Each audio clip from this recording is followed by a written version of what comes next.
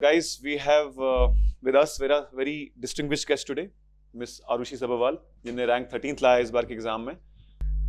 पहले तो यार मुझे मैम बोलना बंद कर दो, क्योंकि मैं अभी सर को भी बताई थी मैं सर की स्टूडेंट रही हूँ. अभी 2-3 साल पहले जब मैं सर को रिहाड़ी वाले इंस्टीट्यूट में मिली थी तो मैं चेयर्स पे बैठ रही थी ऐसे ही. वहाँ पे भी पहले एक इनकी अकेडमी थी.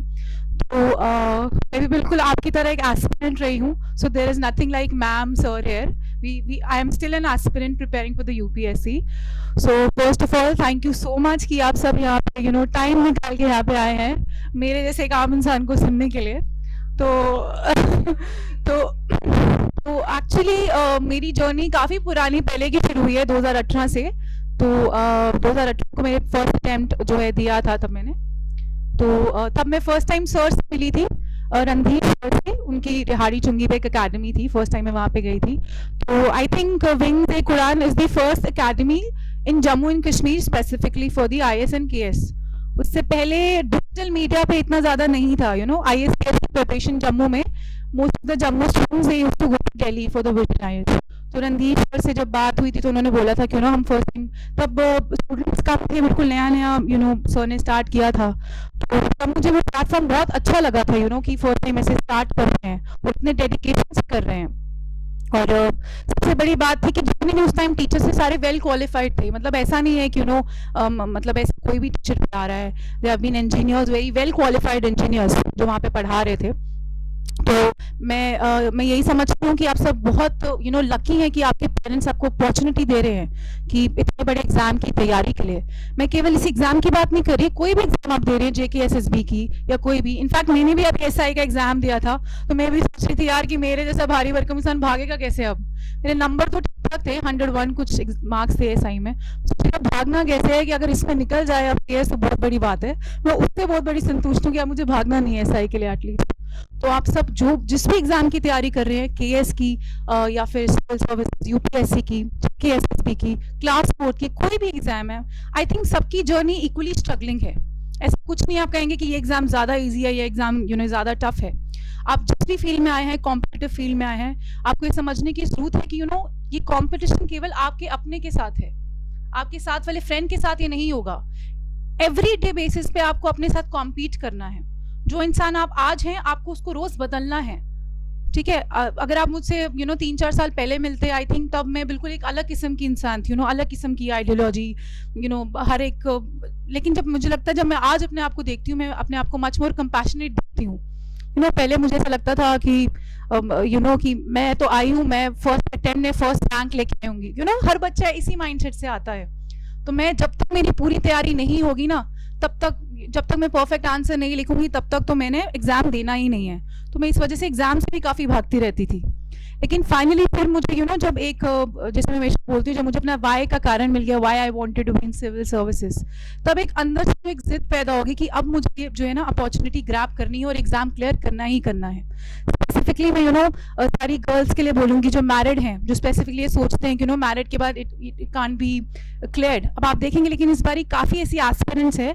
जैसे मेरे एक फ्रेंड भी हैं, उनका नाम चारू है, तो आई थिंक रैंक 35th. तो she is married and she has clear this examination. UPSC में भी बहुत सारे ऐसे, आई थिंक सेकंड रैंकर अनु कुमारी जी, उनका भी क्लियर हुआ है. तो आप जिस मर्जी फेज़ में हो, चाहे मेल्स हैं फीमेल्स हैं, आप मैरिड हैं, आपके बच्चे हैं, आप जिस मर्जी फेज़ में हो, आप 21 ईयर्स ओल्ड के हैं, 32, 35 ईयर्स ओल्ड के हैं, अगर आपके अंदर वो जिद है तो आप एग्ज़ाम क्वालिफाई कर सकते हैं. So your age, your background, your qualification is not going to matter here. Even मैंने कहीं सुना था कि IITians और MBBS graduates भी MD जिन्होंने करी है वो भी इस एग्जाम में बैठे हैं, लेकिन उनका क्वालिफाई भी नहीं हो पाया है. तो डेफिनेटली आपका qualification is not going to matter here. आप जिस मर्जी ज़िले से आ रहे हैं, जिस मर्जी गांव से आ रहे हैं, जिस मर्जी दूर दराज एरिया से आ रहे हैं, अगर आपके अंदर वो जिद है कुछ करने की, रोज़ नई चीज़ें समझने की, तो you are welcome and definitely you are going to crack this examination. तो बाकी रिसोर्सेज, बुक, स्ट्रैटेजी आपको हर कोई एस्पिरेंट बता देगा. लेकिन मैं आपको यहाँ पर आज खास तौर पे यही आपसे शेयर करने आई हूँ कि आपको अपना वाई ढूंढना है कि क्यों आना चाहते हैं सिविल सर्विसेज में. क्योंकि सिविल सर्विसेज की जर्नी आप नहीं जानते कितनी लंबी हो सकती है, राइट. तो इसलिए अगर आपको बरकरार रखनी है वो जर्नी, तो एक पता नहीं जिन लोगों ने महाभारत देखी होगी, उसमें एक कैरेक्टर है अर्जुन। तो अर्जुन जो है उसको हमेशा कुछ आसपास की चीज़ें नहीं दिखती थी, उसको केवल मछली की आंख दिखती थी। अगर आप वो सीन देखेंगे तो अगर उस तरह का आप में जज्बा होगा कि मुझे भी अपना एम दिखाई देता है, तो डेफिनेटली आई थिंक आपको कोई नहीं रोक सकता। आपके साथ चाहे पीएचडी वाले हों, चाहे जिस मर्जी बैकग्राउंड के हों। ऐसी एग्जाम्पल्स देखी हैं कि आईएएस पेरेंट्स, जिनके पेरेंट्स भी आईएएस ऑफिसर्स होते हैं, उनके बच्चे भी एक क्रैक नहीं कर पाते। पर आप आज एग्जाम्पल्स देख रहे हैं, एक टी सेलर के बच्चे, या फिर एक ऑटो रिक्शा के बच्चे, या एक घर से 3 बच्चों ने क्लियर किया हुआ है। तो कहीं ना कहीं इसमें फ़र्क एक ही चीज़ का आता है, ना नॉलेज का ना स्ट्रैटेजी का, पर आपकी विल पावर का। So this exam is all about your mind set and about your will power. तो आज जब यहाँ पे आप सभी आए हैं, तो मेक श्योर जब आप घर जाते हैं, आज आप अपना पहले वाई डिसाइड कीजिए, और फिर फाइनली ये डिसाइड कीजिए कि मुझे तो ये एग्ज़ाम क्लियर करना है। मैं केवल यहाँ पे क्लास अटेंड करके घर जाने वाला या जाने वाली नहीं हूँ। मैं घर जाके सेल्फ एनालिसिस करूँगी, डेली बेसिस पे सिलेबस देखूँगी, और जब तक मेरे टारगेट सेल्फ कंप्लीट नहीं होंगे, मुझे नींद नहीं आनी चाहिए। तो मैं आपको यहाँ पे ये नहीं बोलने आई हूँ कि रिलैक्स तरीके से तैयारी करिए, नहीं, रिलैक्स नहीं हो सकते आप इस तैयारी के लिए। आपको जब तक टारगेट्स कंप्लीट नहीं होंगे, आपको नींद नहीं आनी चाहिए। तो मैं यहाँ पे आपकी नींद बढ़ाने आई हूँ, मैं आपको ये बोलने नहीं आई हूँ कि this is going to be very relax and smooth journey. बहुत सारे चैलेंजेस रहेंगे, मुझे बहुत सारा क्रिटिसिज्म मिला, कभी रिलेटिव्स की तरफ से, कभी फ्रेंड्स की तरफ से, राइट। स्पेसिफिकली एक मैं डेफिनेटली प्रेशर समझती हूँ, बिल्डअप हो जाता है कईयों को, जैसे मेल्स के लिए स्पेसिफिकली जिस सोसाइटी में हम रहते हैं, कि किसी एज के बाद they need to be very financially independent. और इनफैक्ट गर्ल्स के लिए भी सेम बात है, और फीमेल्स के लिए स्पेसिफिकली एक एज के बाद हमेशा कहते हैं you need to get married now, right. तो ये प्रेशर हमेशा रहेंगे आपके साथ, लेकिन क्या आपकी वो जिद वाकई इतनी ज़्यादा है कि इन सभी चीज़ों को ओवरकम कर लें? अगर है तो आई थिंक आपको एग्ज़ाम क्लियर करने से कोई नहीं रोक सकता। So thank you so much. Now I would hand over the mic to Amit sir, बाकी उनकी इनसाइट्स के लिए। So thanks a lot.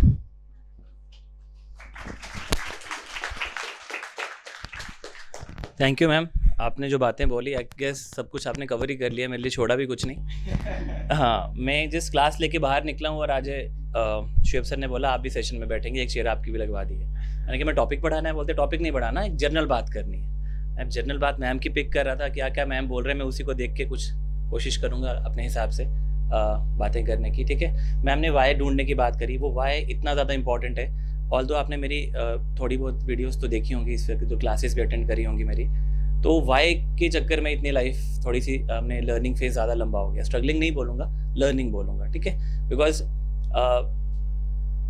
मेरा अगर पर्सनली मेरी टच की बात करी जाए, मैं कब से इस फील्ड में हूँ, तो ऑलमोस्ट 10 ईयर्स हो चुके हैं मुझे टीचिंग में। इससे पहले मैं टीचिंग कर रहा था for the medical entrance examination, जो बच्चे पढ़ते हैं नीट के लिए। ऑलमोस्ट 6-7 साल उनके साथ काम किया, कोविड तक उनके साथ ही था मैं। कोविड में दौरान खुद अनफॉर्चुनेटली मुझे भी 2 बार कोविड हुआ, हॉस्पिटल एडमिट हुआ, मेंस लिख चुका था, 2-3 बार मेंस लिख चुका था, कई बार हाफ मार्क्स से शॉर्ट जा रहा था, कहीं 16 मार्क्स से शॉर्ट जा रहा था, पर फाइनल सिलेक्शन से थोड़ा सा दूर था। Because more I am devoted towards the social cause. मैंने कहा ना why, because sense of service जो थी ना, वो कभी आपको रोक ही नहीं सकती किसी काम करने से। अल्टीमेटली अगर आप मेरा कभी भी स्टेटस या टैगलाइन भी देखोगे, तो मैं यही उसमें कहता हूँ हमेशा, the only way to live well is to live for the society. जब आपके लिए देश प्रेम या समाज कल्याण या ऐसी चीज़ें आपके मन में है ना, तो nobody can stop you। मतलब you may not win immediately but definitely you will win someday।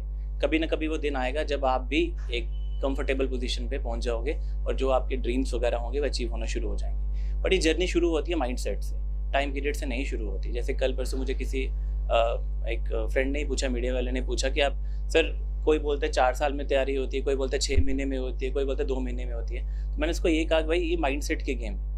Mindset आपका स्ट्रॉन्ग रहना चाहिए कि आपने करना है तो क्यों करना है। उसके बाद आप you just be deaf to all the voices. आप बिल्कुल गूंगे बहरे हो जो बाकी आवाज़ों के लिए, कि आपको क्या सुनाई दे रहा है क्या नहीं दे रहा। आपको सिर्फ और सिर्फ purely dedicated work ethics maintain करके अपना प्रायोरिटाइज करना है काम। ऐसा तो नहीं कि तपस्या में चले जाना है, आइसोलेट हो जाना है, बिल्कुल गुमनामी के अंधेरे में चले जाना है। बिकॉज कई बार थोड़ा स्ट्रगल, जैसे मैम ने कहा, कई बार लंबा हो जाता है। थोड़ा स्ट्रगल लंबा हो गया, अगर आप आइसोलेशन में हो तो आप डिप्रेशन में चले जाओगे, आपकी मेंटल हेल्थ अफेक्ट हो जाएगी।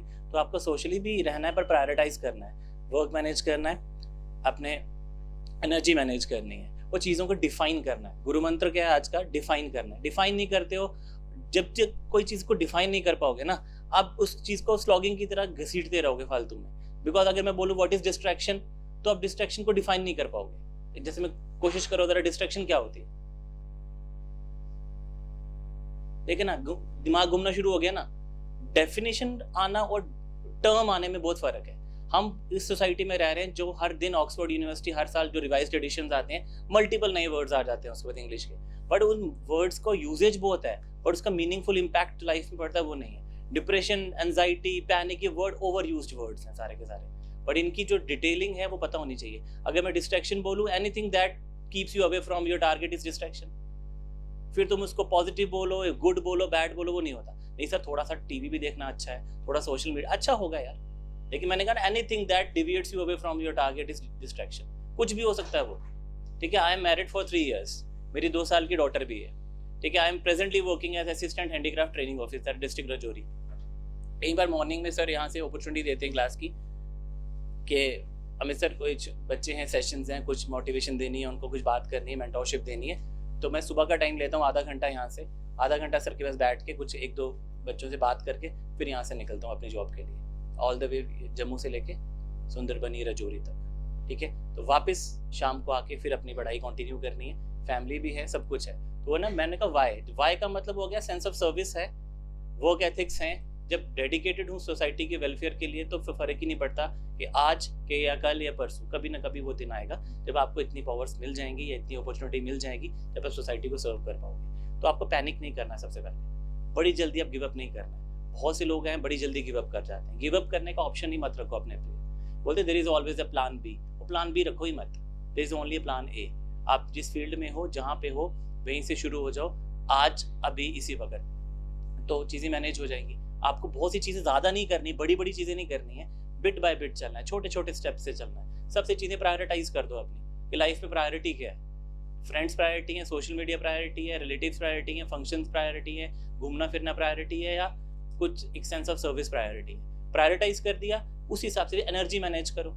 एनर्जी मैनेज का मतलब हो गया कि जब you are in booming with energy, तब उस हिसाब से अपने सब्जेक्ट्स उस हिसाब से चूज करो। जब आपको लगता है लो चल रही है एनर्जी, तो shift over to some easier subjects या न्यूज़पेपर रीडिंग कर ली, इस तरीके से। तो एक आइडियलाइज्ड तरीके से जो एक टाइम टेबल बनाया जाता है वो कभी फॉलो नहीं होता।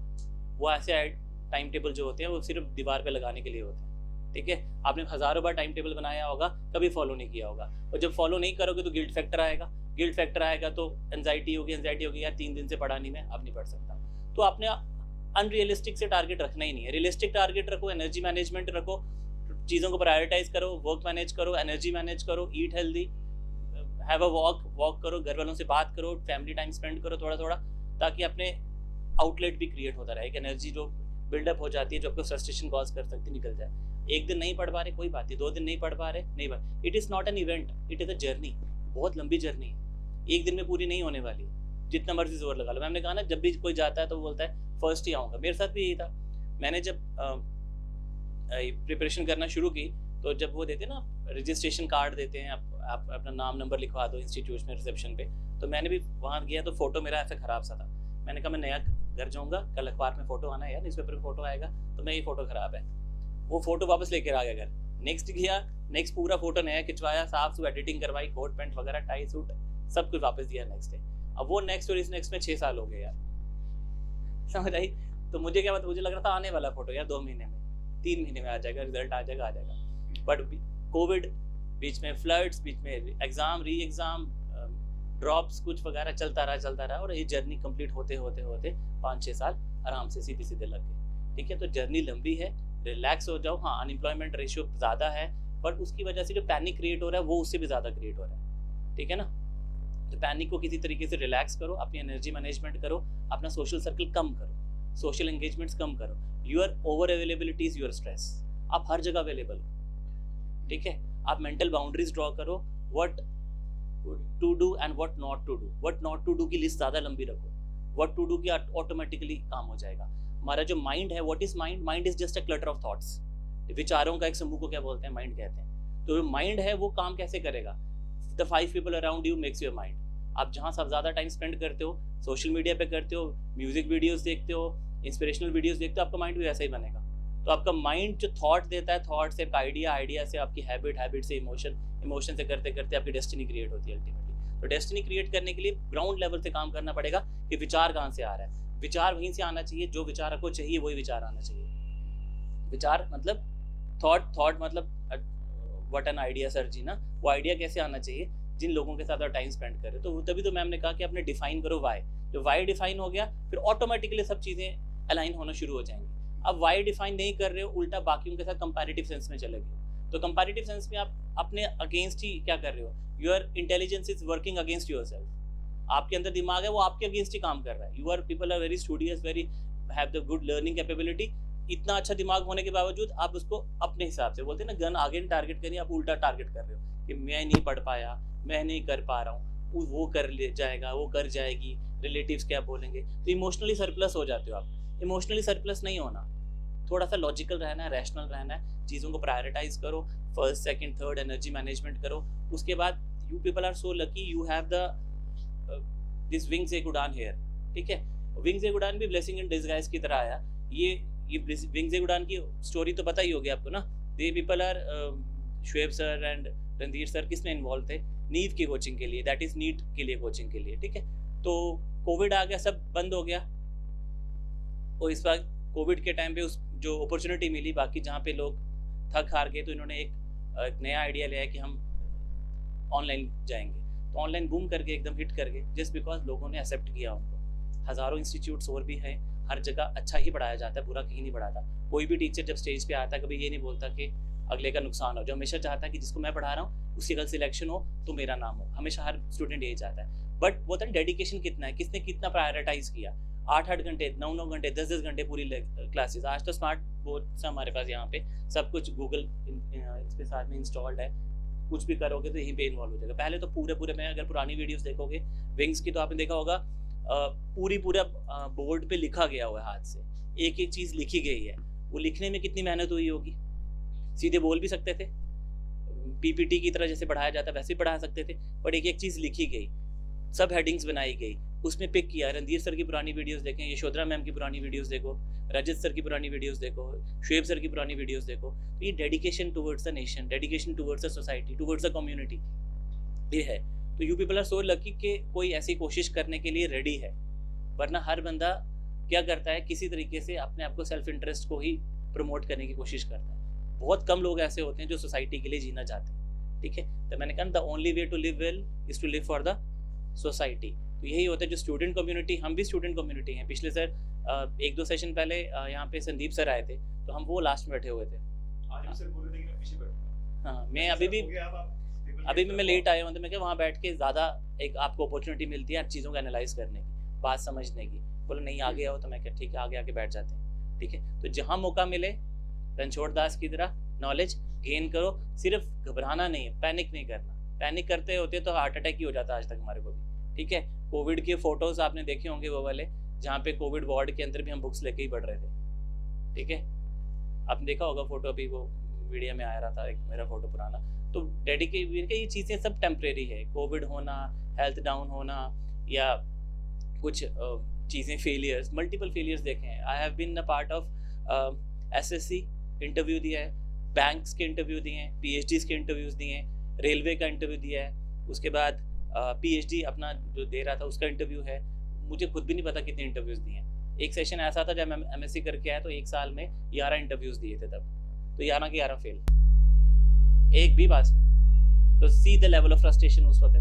बट मुझे पता था मुझे टीचिंग में ज़्यादा इंटरेस्ट है, तो लगे रहे टीचिंग में, पढ़ाते रहे बच्चों के साथ। कभी हैदराबाद भेजा, कभी दिल्ली भेजा, कभी लद्दाख भेजा पढ़ाने के लिए, चले गए।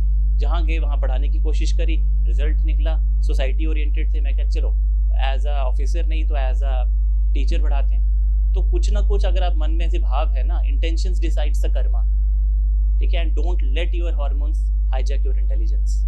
आपके अंदर इंटेलिजेंस बहुत ज़बरदस्त तरीके से है, बट आपकी हार्मोनल जो इम्बैलेंस हो जाता है ना, वो आपकी इंटेलिजेंस को हाईजैक कर लेता है। इसलिए don't allow your hormones hijack your intelligence, be very specific towards your job, ठीक है। मैंने बहुत गलतियाँ की लाइफ में, बहुत ज़्यादा। आप पीछे मुड़ के देखता हूँ यार गलतियाँ नहीं की होती तो शायद पहले ही निकल जाता है कहीं। फिर सोचता हूँ गलतियाँ की तो एक्सपीरियंस मिला तो शायद मैं आपको प्रॉपर तरीके से गाइड आज भी कर पाऊंगा, कल भी कर पाऊंगा, परसों भी कर पाऊंगा, ठीक है। एक बात बोला साथी सॉरी सर, आपको काट दिया मैंने। तो जब मैं तैयारी कर रही थी, कोविड की सर ने बात की, तो मुझे भी कोविड हुआ था, तो मेरी पूरी फैमिली हॉस्पिटलाइज्ड हुई थी इंक्लूडिंग मी। उस टाइम मेरा यूपीएससी का मेंस एग्जाम था, तो मैं बिल्कुल उसी बीमारी वाली हालत में, क्योंकि उस टाइम जिन बच्चों को कोविड भी था उनके लिए एक सेपरेट रूम बनाया गया था कि वो कोविड पेशेंट स्टूडेंट जो हैं वो अलग रूम में बैठ के देंगे।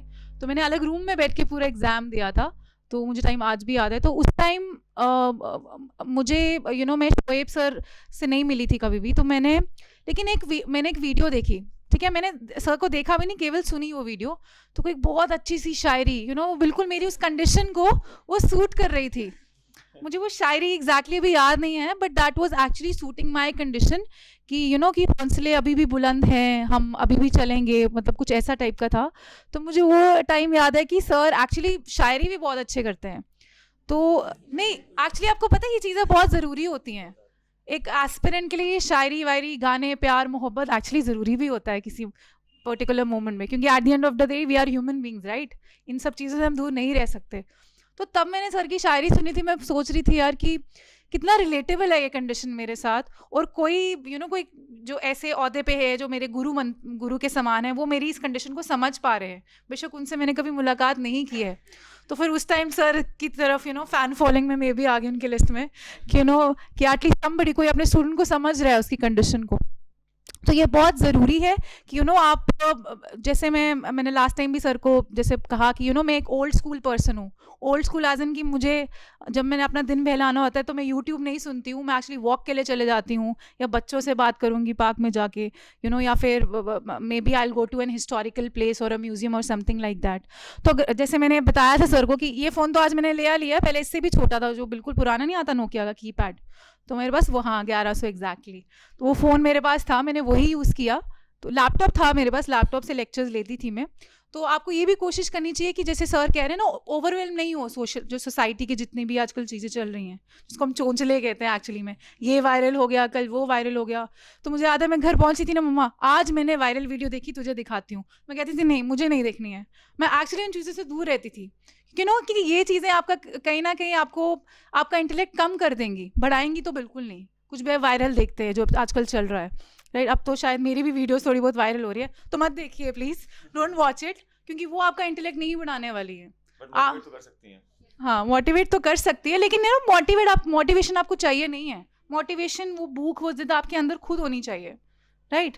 क्योंकि कई बार हमारे जो पेरेंट्स वाली जनरेशन है वो हमेशा कहती है आजकल के बच्चों को पता नहीं क्यों मोटिवेशन चाहिए होती है। हमारे टाइम में मोटिवेशन चाहिए नहीं होती थी, क्योंकि हमारे टाइम में 3 टाइम का खाना ही नहीं होता था, तो हमारे पास मोटिवेशन थी ही थी। मेरे पिताजी मुझे बताते हैं, वो अपने फैमिली के पहले इंजीनियर थे, तो कहते हैं कि उनके घर में तो 5 बच्चे थे और पता नहीं महीने की तनख्वाह 2-3 हज़ार रुपये होती थी, तो उसी में सब कुछ मैनेज करना होता था। तो वही मोटिवेशन होती थी। पर आजकल काफ़ी मोटिवेशन लोग ढूंढते रहते हैं, मंडे मोटिवेशन, इंस्टाग्राम पे भी फॉलो करेंगे मोटिवेशन। तो इन सब चीज़ों को भूल जाओ, मोटिवेशन आपको खुद चाहिए। आप यहाँ पे खुद आए, आपको किसी ने नहीं बुलाया कि आओ यहाँ पे। आपको अगर शायद आपने एडवर्टीजमेंट देखी होगी, आपको खुद अंदर की कॉल आई होगी कि नहीं यार मुझे ये चीज़ करनी है, तो मैं आया हूँ। आपको किसी ने मोटिवेट नहीं किया है। तो इसलिए यू हैव टू रिमेंबर कि ये जो सर भी कह रहे हैं, या मैं भी कह रही हूँ, शोएब सर भी जो कहते रहते हैं अपने शायरी से, कि एक्चुअली में जो आपके हौसले बुलंद की बात है वो तभी होंगे जब आपको बिल्कुल इसका वाइब पता है आप क्यों आना चाहते हैं। आप यहाँ पे इसलिए मत आइए क्योंकि सारे बच्चे यहीं आ रहे हैं, कहते हैं कि KS IAS बन जाओ तो बस लाइफ सेट है। ऐसा कुछ भी नहीं है। जब तक आपके अंदर वो चीज़, आपको सेल्फ कॉलिंग नहीं आएगी, इनर कॉलिंग, तो फिर ये चीज़ मुश्किल हो जाएगी, राइट। आपको पढ़ा तो सभी देंगे, सभी आपको जैसे मैंने यही बोला कि मुझे विंग्स एक उड़ान में स्पेसिफिकली एक बात बड़ी अलग चीज़ लगी कि जब मैं फर्स्ट टाइम भी रणधीर सर से मिली थी, उन्होंने तब भी मुझे वैसे ही डील किया था, और आज भी जब मैं इन सबसे फिर से वापस मिल रही हूँ तो आज भी मुझे वैसे ही रिस्पेक्ट से डील कर रहे हैं। तब मैं केवल एक नॉर्मल एक ग्रेजुएट थी, राइट। तो तब भी they asked me for T, मतलब स्टूडेंट को क्यों पूछेगा कोई चाहे, राइट। यहाँ पे तो कमर्शियल सिस्टम चल रहा है, लेकिन एक स्टूडेंट की एक जो रिस्पेक्ट होनी चाहिए, मतलब उससे भी ज़्यादा उन्होंने हमेशा दी है, राइट। तो this was something I really found and I really appreciate. So I really want कि आप एक बारी सर के लिए ही deserves an applause from all of you, right. So thank you. मैं चाहती हूँ सर भी प्लीज़ कुछ बोले। Thank you so much Arushi, उनने कुछ ज़्यादा ही चढ़ा दे झाड़ पे। हमारा यही कोशिश रहा है। टू बी ऑनेस्ट, मैंने आज जैसे कि इनको भी बोला कि this is a learning phase. Amit sir वो भी इससे एग्री करेंगे कि जितना हम सिखा पाते हैं किसी को बैचेस में, उतना ही हम भी सीखते हैं उस बैच से, चाहे वो लर्न ट्वाइस। तो कहीं ना कहीं हर बैच से हमारा भी इंटेलेक्चुअल लेवल थोड़ा बहुत इम्प्रूव होता है। ऐसे क्वेश्चंस आते हैं या फिर लोगों से इंटरेक्ट करते हैं, लोगों की जर्नी सुनते हैं और उस जर्नी से हम भी सीखते हैं और इस चीज़ को इम्प्लीमेंट करते हैं। दैट इज़ वाई ये टॉपर स्टॉक जो है ये सिर्फ स्टूडेंट्स को टीआरपी गेन करने का वे नहीं है। मैं भी जब बैठता हूँ सामने तो मैं बहुत ध्यान से सुनता हूँ, बहुत ध्यान से समझता हूँ कि जो ये बोल रहे हैं इसको हम अपनी लाइफ में कैसे इंप्लीमेंट करें और हमारे स्टूडेंट्स की लाइफ में कैसे इंप्लीमेंट करें, वही एक पर्पस होता है। और मैं आज भी बोलूँगा, बार बार बोलता आया हूँ, 99.9999% सिलेक्शन जो होती है वो स्टूडेंट की अपनी वजह से होती है। We can only play a role of 0.0001%। तो वो एक 0.001% हम कोशिश करते हैं करने की, अदरवाइज तो it's all up to you. Selection आपकी है, मेहनत आपकी है, करने वाले तो हजारों लोग होते हैं, आते हैं, लेकिन सिलेक्शन कुछ ही लोगों की आती है उनकी मेहनत की वजह से। दूसरी चीज़ जो अमित सर से मैंने बहुत लर्न की है, बहुत सीखी है, Amit sir has always been very very humble. उनको आज भी अगर मैं बाहर जाके बोलूँगा आपको पता है केएस कैसे सिलेक्ट होना है, बोलेंगे बता यार कैसे होते हैं। हालांकि मैं सिलेक्टेड नहीं हूँ, वो सिलेक्टेड है। लिटरली ऑनेस्टली अंदर से पूछेंगे यार बता, तेरे पास जरूर कोई अच्छा पॉइंट होगा, बता बता। अभी ये हमें बहुत इनने सिखाया भी है, हमारे टीचर भी रहे हैं एंड देन कलीग भी बने और माशाल्लाह सिलेक्ट भी हो गए।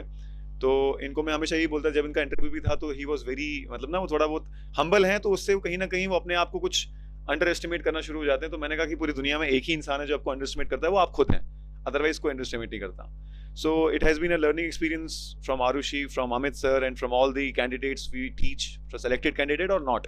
हमारी नज़र में सब बराबर ही हैं, फ़र्क सिर्फ इतना है कि मेहनत है और वक्त है, वक्त से पहले और किस्म से ज़्यादा किसी को मिलता नहीं है। कभी किसी का वक्त जल्दी आ जाता है, कभी किसी का लेट आता है। जैसे कि मैम ने बोला ज़रूरी नहीं कि केएस ही हो, सर ने बोला कि ज़रूरी नहीं कि मैं केएस बन के करता, सर टीचर बन के भी किया।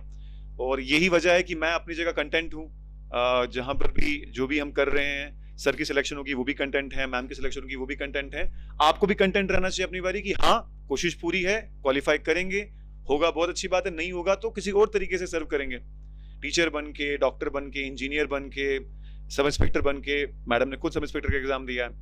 तो एक चीज़ वो एटीट्यूड वाली बात होती है कि नहीं हम तो केएस की प्रिपरेशन कर रहे हैं, हम क्यों दें। परसों समीर का इंटरव्यू भी खैर अभी लाइव नहीं हुआ, वो उसने भी यही चीज़ बोली, समीर इब्राहिम ने, he is a DSP right now, but before exam he was saying कि मेरा पूरा फोकस एसआई पर है, मुझे वो नहीं हुआ तो मैं एसआई बन के ही कमाल, वही जितना भी है मैं उससे मैं खुश रहूंगा। मैं अब ऊपर वाले का करना वो डीएसपी बन गया वो अलग बात है, बट एसआई बनने के लिए भी तैयार थे। आरुषि मैम भी तैयारी थे एग्जाम देने के लिए। तो एग्जाम कोई छोटा नहीं होता, बड़ा नहीं होता, करियर कोई छोटा नहीं होता, बड़ा नहीं होता।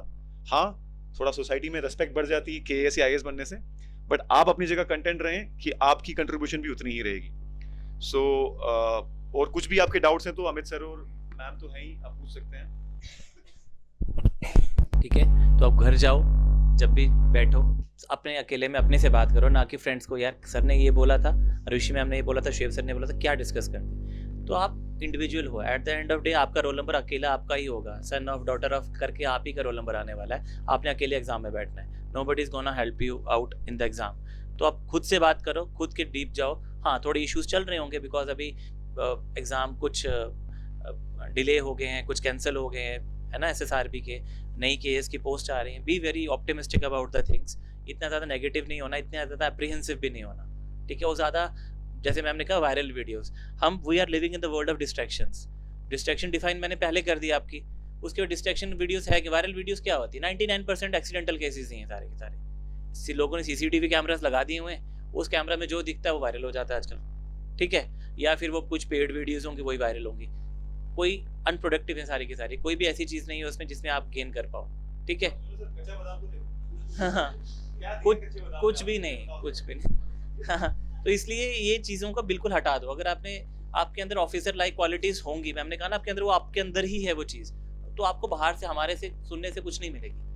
हम चाहे शुएब सर जितनी मर्जी शायरी कर ले, मैं जितनी ज़्यादा मोटिवेशन दे दूँ, मैम जितनी ज़्यादा इन डेप्थ आपके पास पढ़ा दें, लेकिन फ़र्क नहीं पड़ेगा जब तक आपके अंदर से आवाज़ नहीं आएगी, आपके अंदर वो सेंस ऑफ सर्विस डेवलप नहीं होगी। आप किन चीज़ों को आइडलाइज कर रहे हो लाइफ में, किन चीज़ों को मानते हो, वो अच्छे से डिफाइन नहीं होंगे, प्रायोरिटाइज नहीं कर पाओगे अपने वर्क्स को, तब तक कुछ नहीं होगा। इसलिए मैं आपसे यही बोलता हूँ, आसान बहुत है, बट आपको ढूंढना मुश्किल है थोड़ा सा उसको। एक बार पकड़ लिया किस काम को करना है, then it will be a walk over, मिल जाएगा आपको, ईजिली आप कर जाओगे उसको, ठीक है। तो मैं आपके लिए 24/7 अवेलेबल हूँ। अभी भी ऑलमोस्ट थाउजेंड्स में कॉल्स हैं, मैसेजेस हैं, पड़े हैं। पूरी कोशिश रहती है मेरी कि सबको रिप्लाई करूँ, गुड मॉर्निंग गुड इवनिंग को छोड़कर जो एक्चुअली कुछ रेलेवेंट क्वेश्चन पूछ रहे हैं उन सभी को रिप्लाई कर रहा हूँ, सभी को।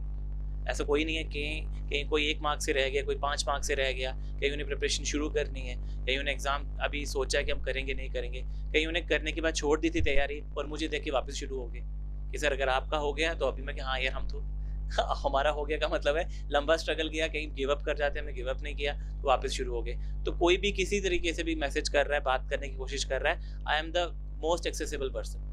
मतलब किसी भी तरीके से मेरे को एक्सेस कर सकते हो। फ़ोन कॉल करते हो, मैं फ़ोन कॉल नहीं उठा पाऊँ तो बैक कॉल कर देता हूँ, ठीक है। व्हाट्सएप रिप्लाईज हैं, इंस्टाग्राम रिप्लाईज हैं। कल मुझे पता चला ट्विटर पे भी लोग मैसेज करते हैं। मुझे लगा लोग ट्विटर पे क्या करते हैं, सिर्फ ट्वीट करते हैं, तो मुझे ट्विटर वाले भी इनबॉक्स में भी मैसेजेस पड़े हुए थे, वो तो मुझे कल पता चले। तो इसलिए जहाँ से भी आपको मैसेज करना पड़े, मुझे कभी भी अवेलेबल हूँ, कभी भी करो। मैं लेट रिप्लाई करूँगा बट करूँगा ज़रूर। कॉल बैक भी करने की ज़रूरत पड़ी, कॉल बैक भी करूँगा। मेरा नंबर यहाँ पे अवेलेबल है और शुएब सर का एक बड़ा दिल है कि मेरे को हमेशा मौका देते हैं यहाँ पे आके स्टूडेंट से इंटरेक्ट करने का, ठीक है। नहीं, मैं मुश्किल में पड़ जाता हूँ बिकॉज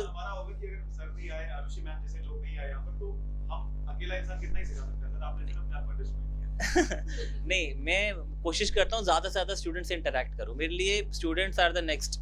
पेरेंट्स के बाद अगर कोई आता है तो मेरी लाइफ में स्टूडेंट्स ही, ठीक है। थोड़ी देर पहले जब मैं आई ऑफिस में तो सर बैठे थे। नहीं इट्स ओके सर, मेरी आवाज़ वैसे ही बहुत ऊंची है, माइक में बहुत ज़्यादा आ जाती है। तो अभी मैं अंदर बैठी थी तो ये सर आए तो बिल्कुल ऐसे कांग्रेचुलेट मैम। तो क्योंकि हमारी पहले इंटरेक्शन नहीं हुई थी तो मैंने पूछा, मैंने कहा सर कौन है, कहते क्वालिफायर है, ये rank he is rank 91 and I was so impressed by his humbleness कि मतलब कोई इंसान, एक ऑफिसर एक लेवल के जो पहुंच चुके हैं तो वो आके बाकियों को कांग्रेचुलेट पहले कर रहे हैं और अपना बिल्कुल आइडेंटिटी बता ही नहीं रहे हैं। तो मैंने सर से बहुत अच्छी चीज़ सीखी।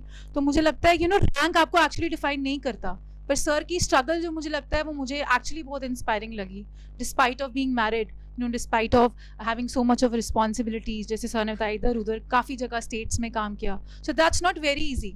तो अभी आप सभी लोग जो मुझे लगता है जो इतने यंग फ्रेशर्स हैं, आपके पास बिल्कुल करेक्ट अपॉर्चुनिटी है और बिल्कुल right amount of energy level है अभी आप में, क्योंकि ये एनर्जी लेवल, जैसे मैं अभी सोचती हूँ जब मैं कॉलेज ग्रेजुएट थी 2018 में जो फर्स्ट अटेम्प्ट था, तब का एनर्जी लेवल और अभी का एनर्जी लेवल में फ़र्क है। मैं नहीं कहूँगी कि कम हुआ है, लेकिन मुझे ऐसा लगता है कि अगर आपको आज राइट टाइम पे गाइडेंस मिल रही है, जैसे मुझे लगता है मुझे नहीं मिल पाई, लेकिन अगर अभी आपको राइट टाइम पे इतने लोगों की गाइडेंस मिल रही है तो मेक श्योर इस एनर्जी को बिल्कुल प्रॉपर चैनलाइज करिए।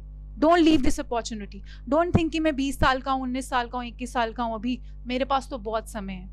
वो समय बहुत बन जाएगा, फिर आपकी जर्नी बड़ी हो जाएगी।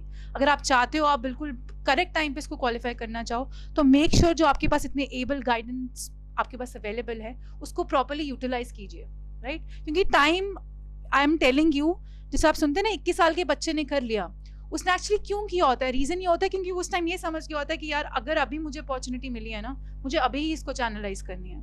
लेकिन जैसे जब मैं थी, मैं सोचती यार कि मेरे पास तो बहुत टाइम है, 32 साल तक दे सकते हैं एग्जाम, पर अब आके लगता है कि नहीं यार, कि अगर उस टाइम पे अगर मैंने वो वाला विगर दिखा दिया होता, ये नहीं कि मैं उस टाइम पढ़ नहीं रही थी या नहीं थी, सीरियस नहीं थी, नहीं बिल्कुल थी उस टाइम भी, पर मैंने बोला ना उस टाइम माइंडसेट ऐसा था कि नहीं यार पूरी तैयारी करके ही देंगे। वो पूरी तैयारी आपसे खुद ही होनी है और वो अभी इस टाइम पे ही होगी, राइट। वो नेक्स्ट टाइम या नेक्स्ट डे या नेक्स्ट ईयर या नेक्स्ट अटेम्प्ट कभी नहीं आएगा, राइट। सो मेक श्योर आपने ऐसे ही तैयारी करनी है किसी भी फील्ड के लिए, right. So thank you so much.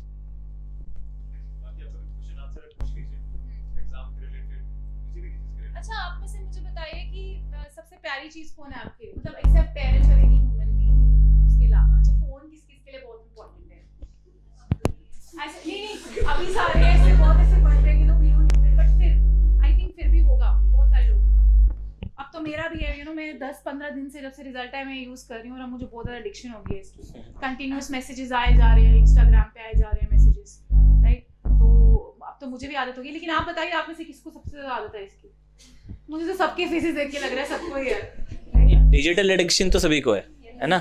आपने hyper activity, less concentration syndrome से सभी अफेक्टेड है। हम क्या करते हैं, फोन पकड़ रहे हैं, scroll up scroll up scroll up, scroll down scroll down scroll down. हमारे में ऑब्जर्वेंस कम हो चुकी है, एक्टिविटी बहुत बढ़ चुकी है। हम ऑब्जर्व कुछ नहीं कर रहे हैं, देख सब कुछ रहे हैं, ठीक है। दोनों में फ़र्क है, देखने में और ऑब्जर्व करने में फ़र्क है।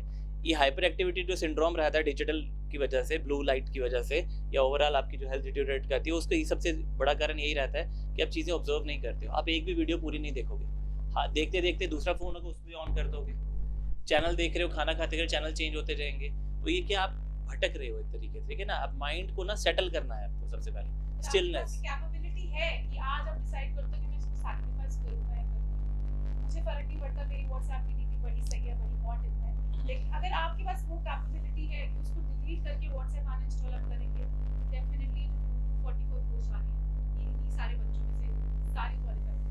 अभी अगर आप आज ये सैक्रिफाइस करने के लिए तैयार हैं, ऑनेस्टली मैं कह रही हूँ, अभी तो काफ़ी मैच्योरिटी आ गई है स्टूडेंट्स में। जब मैंने पढ़ाना शुरू किया था कुछ साल पहले, तो मेरे पास जो नीट के बच्चे आते थे मेडिकल के, फ़ोन लेकर आते थे, तो मैं उनको सीधे क्या बोलता है फैक्ट्री रिस्टोर सेटिंग तक क्लियर अपने पास रख के 2-3 बार मोटिवेशन लेक्चर देना, क्लास में क्या कर देते थे, फैक्ट्री स्टोर कर देते थे, और बिल्कुल जैसे ज़ीरो फ़ोन रहता है ना, बिल्कुल बिल्कुल वैसा रहता है। तो वो कहने का मतलब ये है कि वो कहते हैं ना, एक शेर भी है, मिटा दे अपनी हस्ती को अगर कुछ मर्तबा चाहिए, दाना खाक में मिलकर ही गुले गुलजार होता है। मतलब सीड जो होता है ना, सीड को, ट्री की ओरिजिन हमेशा सीड से ही होगा ना, वो सीड को सॉइल से नीचे जाना पड़ेगा, कुछ देर तक अंधेरे में रहना पड़ेगा, जस्ट टू गेट तक कि वो प्रायोरिटाइज कर पड़े अपने काम को। Otherwise life is very fast, very destructive. अब चलते डिस्ट्रैक्टिव भी और डिस्ट्रक्टिव भी है। चलते जाओगे 10 साल के बाद, 5 साल के बाद, 3 साल के बाद पता चलेगा यार ऐसा किया होता तो शायद आज बेटर पोजीशन में होते। देखिए केवल 1% बच्चे जो है उनका सिलेक्शन होता है, कि उससे भी ज़्यादा, तो कहीं ना कहीं 1% बच्चों ने कुछ 1% वाला चीज़ करी होती है, 99% बच्चे नहीं कर पाते। मैं ये नहीं कहूँगी उन्होंने मेहनत कम की है, कुछ की है, जो सैक्रिफाइसिंग वाली है, क्योंकि देखो ह्यूमन नेचर से सैक्रिफाइस करना इजी काम नहीं होता, फोन छोड़ना इजी काम नहीं होगा, सबसे मुश्किल काम होगा, राइट। क्योंकि मैं कह रही हूँ ना, जब हमारी अच्छी पिक्चर आ गई, हम सोचते हैं हम कैसे रिस्टोर करें फैक्ट्री सेटिंग में, इतनी सारी पिक्चर्स आई, इतनी सारी वीडियोस आई हैं, तो बहुत सारी इंपॉर्टेंट चीजें हैं इसमें, तो हमारे पास वो वाला हिम्मत नहीं होती उसमें। तो अगर आपके पास वो वाली हिम्मत है तो आप 1% में ऑलरेडी आ चुके हैं, राइट। सबसे इंपॉर्टेंट चीज मैं वही कह रही हूँ, फोन है आजकल, तो आपके सारे कॉन्टैक्ट्स हैं। मुझे याद है कि इस फोन में मेरे मदर और फादर का नंबर भी सेव नहीं था। मतलब ये नहीं कि, मतलब मैं ये कह रही हूँ कि जब मैंने फोन लिया था, मैंने काफी लोगों के नंबर सेव ही नहीं किए थे। इसका मतलब उस वक्त ये था कि मैंने केवल ये रखा था कॉल्स और टेक्स्ट रिसीव करने के लिए, जो बहुत इंपॉर्टेंट है। मैंने सोशल लाइफ बिल्कुल छोड़ी नहीं थी। मैंने ऐसे बोला कि like I am an old school person, मैं गार्डन जाती थी, पार्क जाती थी, जैसे हम होते थे 2000 एरा में जैसे हम होते थे, मैं बिल्कुल वैसे I used to live like that. मुझे कुछ लोग बोलते भी थे, यार तुम 2022 में तो ऐसे बिहेव कर रही हो जैसे तुम अकबर के ज़माने की हो, बिल्कुल ऐसे ऑनेस्टली, जैसे किसी से मिलना तो बिल्कुल उस पर फोकस करके उससे बात करना। आजकल हमारा आधा से ज़्यादा फ़ोन पे होता है, जब हमें अगले बंदे से बात नहीं करनी होती, उसको इग्नोर करना, तो हम फ़ोन देखना शुरू हो जाते हैं। तो उससे हमारा क्या है, हमारा इंटेलेक्ट कम हो रहा है, हमारे सोशल स्किल्स कम हो रहे हैं।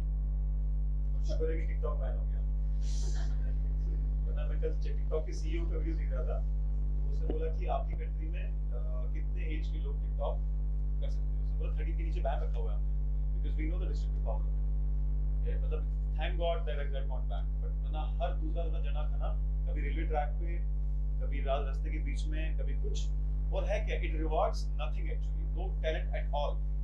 वॉइस को ओवरलैप कर दो, म्यूजिक को डाल दो, थोड़े कुछ फनी सा इंसिडेंट कर दो, या फिर एक स्टेप सीख लो, ठुमका उमका मार दो, दैट इज ऑल।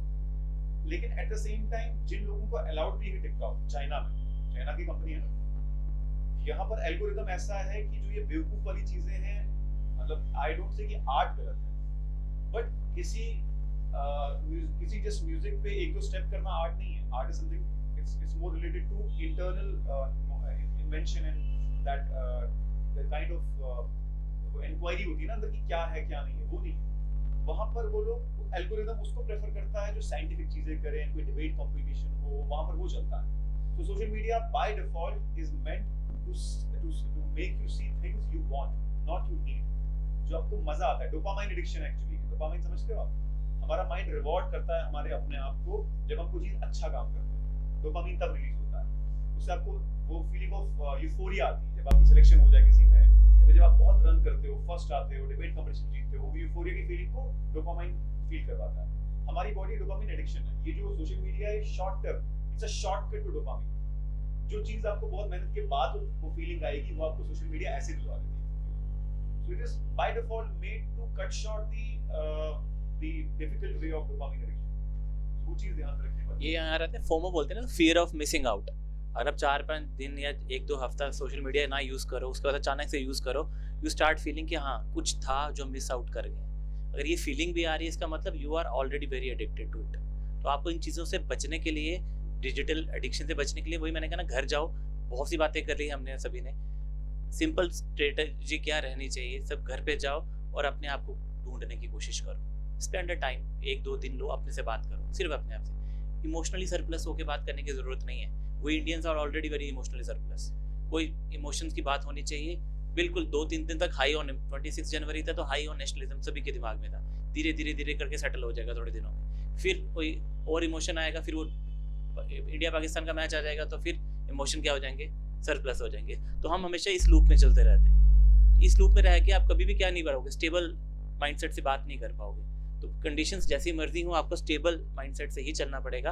आपके अंदर जो फीलिंग्स हैं, प्रायोरिटाइज हैं, अपने आप को पहचानना पड़ेगा कि आई स्टैंड फॉर व्हाट, मैं किसके लिए इस दुनिया में एग्जिस्ट कर रहा हूँ या क्या करना चाहता हूँ। बस 2-3 चीज़ें डिफाइन करो, उसके बाद आपको लाइफ विल बी ब्लिसफुल। चाहे सिलेक्शन हो चाहे लेट हो, नहीं होने के तो सवाल ही पैदा नहीं ना होता। चाहे जल्दी हो चाहे लेट हो, जैसा भी करना है हो जाएगा। I am always available, sir available है। कभी भी कुछ भी कहीं पे कुछ भी हेल्प चाहिए, just call, just drop a message, we will be there. एक लास्ट मैसेज है, ऑनेस्टली अब लास्ट है, इसके बाद ज़्यादा वो नहीं करूँगी आपको, कि यूजुअली जो सिविल सर्विसेज के एस्पिरेंट स्टार्टिंग में आते हैं ना, जिससे हम जब न्यूज़पेपर पढ़ना शुरू करते हैं, इंडियन एक्सप्रेस, द हिंदू, तो एक ना सडनली हम डिबेटिंग कल्चर में बहुत ज़्यादा आ जाते हैं। तो फिर वो डिबेटिंग, पॉलिटिकल डिबेट्स में वो टर्न होना जो होती है, वो हो जाती है कि नो लेफ्ट वर्सेस राइट। ये मैंने बहुत देखा है, इनफैक्ट मैं भी इसमें इन्वॉल्व रही हूँ। और आप नोटिस करोगे कि आपके दुश्मन बन जाएंगे लोग। आप अब कई बार अपने रिश्तेदारों से बात करोगे, बोलोगे कि भाई आपको नहीं पता ये गलत हो रहा है, दिल भी लाइक कि तुझे हो क्या गया भाई, तू कल तक तो ठीक था, तूने क्या पढ़ लिया है। सडनली होगा, आप अपने रिलेटिव्स में भी ये चीजें देखेंगे, आप अपने फ्रेंड्स के साथ डिबेट, बहस करना शुरू हो जाएंगे, और आप नोटिस करेंगे आपकी फ्रेंडशिप लूज हो रही है। तो make sure please don't waste your time किसी भी फालतू डिबेट में। आप डिबेट करिए बिल्कुल, लेकिन उस डिबेट का कुछ निष्कर्ष होना चाहिए, कुछ एंड कंक्लूजन होना चाहिए। तो आप अपने ग्रुप में ही करिए जो यहाँ पे बच्चे हैं, कोई इंपॉर्टेंट जो एग्जाम से रिलेटेड हो। फालतू की लेफ्ट राइट या कोई भी कुछ ideology based discussion is unnecessary for a UPSC और any JKS civil services examination. So you have to utilise your debate time very well, right. तो please don't engage in any kind of debate जो आपको लगता है आपने just पढ़ लिया, आज द हिंदू और इंडियन एक्सप्रेस पढ़ लिया, तो आप सडनली बहुत बड़े एक वो बन गए हैं पत्रकार। नहीं, पत्रकारिता जो है वो फालतू में नहीं निकलनी चाहिए। वो आप जितना आपके लिए एग्जाम के लिए रेलेवेंट है, आपको उतनी ही चीज करनी है। पॉलिटिकल डिबेट में एक बार पढ़ गए तो आप मेंटली बहुत ज्यादा स्ट्रेस फील करेंगे हमेशा। और मे भी शायद अभी आप आएंगे इस स्टेज में, शायद अभी इनमें सभी कोई ऐसा है जो पॉलिटिकल डिबेट्स करते रहते हैं क्लास में, तो ठीक है, समझदार लोगों फिर तो आप, दैट्स गुड।